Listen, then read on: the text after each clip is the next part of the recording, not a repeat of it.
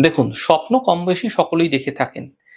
দেখুন, স্বপ্ন সর্বদা সত্যি হয় না। কখনো, কখনো স্বপ্ন সত্যি হতে দেখা যায়। মূলত স্বপ্ন তিথি নক্ষত্রের প্রভাবে মানুষের জীবনে আলাদা, আলাদা প্রভাব ফেলে থাকে।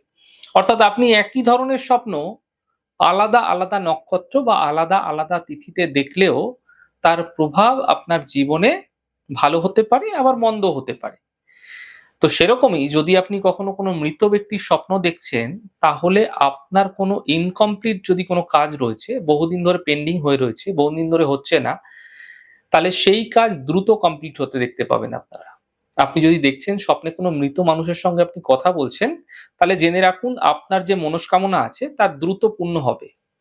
তৃতীয়ত, যদি আপনি স্বপ্ন দেখছেন সেই মৃত মানুষটি শ্মশানে পুড়ে যাচ্ছে, তাহলে জেনে রাখুন আপনার সমস্ত রকমের যে ঝামেলা রয়েছে সমস্ত কিছু দূর হয়ে যেতে দেখতে পাবেন। যদি কোনো লিগাল সমস্যা রয়েছে তাও কিন্তু দ্রুত মিটে যাবে।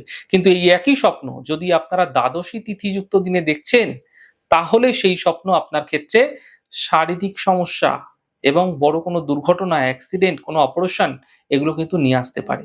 তাই এগুলি খেয়াল রাখুন, সাবধানতা অবলম্বন করুন।